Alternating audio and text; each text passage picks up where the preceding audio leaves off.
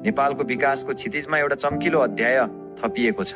राष्ट्रिय गौरवको आयोजना काठमाडौँ तराई मधेस द्रुत मार्ग, जसले भूगोलको कठिन चुनौतीलाई चिर्दै सफलताका नयाँ रेकर्डहरू कायम गरिरहेको छ। करिब 71 किलोमिटर लामो यो गौरवशाली मार्गको सबैभन्दा जटिल र रणनीतिक महत्त्वको हिस्सा हो लेनडाँडा र धेद्रे सडक खण्ड। आज हामी यसै खण्डमा भएका ऐतिहासिक ब्रेकथ्रु र आधुनिक इन्जिनियरिङको अद्भुत सङ्गमको चर्चा गर्दैछौँ।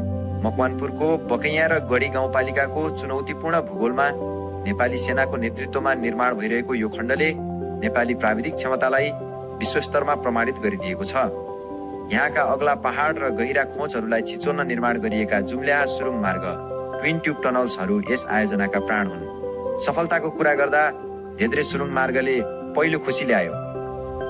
धेद्रेमा रहेका दुईवटा सुरुङ मध्ये 1691 मिटर लामो बायाँ सुरुङ लेफ्ट टनलको जेठ 21 गते सफलतापूर्वक ब्रेकथ्रु गरियो।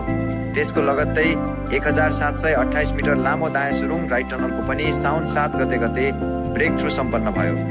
यस सफलताले द्रुत मार्ग निर्माणमा एउटा नयाँ ऊर्जा र उत्साह थपिदियो। त्यसै गरी लेनडाँडा खण्डमा पनि गौरवशाली सफलता प्राप्त भयो।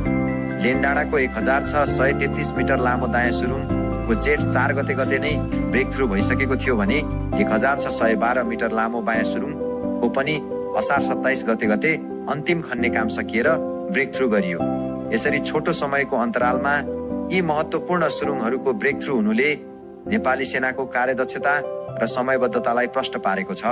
New Austrian tunnelling method 10 N ATM को प्रयोग गरी खनिएका यी सुरुङहरूमा अब फिनिसिङ र लाइनिङका कामहरू तीव्र गतिमा भइरहेका छन्।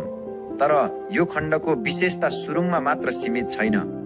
यी दुईवटा सुरुङ मार्गलाई जोड्ने गरी निर्माण गरिएका आइकोनिक पुलहरू, आइकोनिक ब्रिजेस, आधुनिक इन्जिनियरिङको एउटा उत्कृष्ट नमुना हुन्। पहाडका दुई टाकुरालाई जोड्ने यी पुलहरू नेपालकै सडक सञ्जालमा अहिलेसम्मकै अग्ला र जटिल संरचनाहरू हुन्। कतिपय पुलको उचाइ 80 मिटर भन्दा बढी छ। सुरुङबाट बाहिर निस्कने बित्तिकै देखिने यी विशाल पुलहरू र फेरि अर्को सुरुङमा प्रवेश गर्ने यो चक्रले यात्रुहरूलाई एउटा अविस्मरणीय र आधुनिक यात्राको अनुभव गराउनेछ। यी ऐतिहासिक सफलताहरूका पछाडि हजारौं इन्जिनियर, प्राविधिक र नेपाली सेनाका जवानहरूको अहोरात्रको मेहनत लुकेको छ। कठिन चट्टानी बनोट, मनसुनको चुनौती र भौगोलिक विकटतालाई समेत मात दिँदै प्राप्त भएका यी ब्रेकथ्रुहरू नेपालको पूर्वाधार विकासका कोसेढुङ्गा हुन्। जब यो द्रुत मार्ग पूर्ण रूपमा सञ्चालनमा आउनेछ, यसले काठमाडौँ र तराईलाई केवल 1 घण्टा 2 मिनेटको दूरीमा खुम्च्याइदिनेछ। इन्धनको बचत, सवारी साधनको मर्मत खर्चमा कमी र समयको सदुपयोगले देशको अर्थतन्त्रमा वार्षिक अर्बौं रुपियाँको योगदान पुग्नेछ।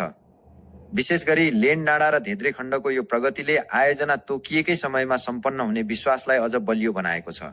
अन्ततः पहाड खनेर बनाइएका यी सुरुङ र आकाश छुने आइकोनिक पुलहरू नेपाली पसिना र गौरवका साक्षी हुन्। यसले हामीलाई आत्मनिर्भरताको बाटोमा डोहोर्याएको छ। काठमाडौँ तराई मधेस द्रुत मार्ग हाम्रो गौरव, हाम्रो भविष्य र समृद्ध नेपालको पहिचान।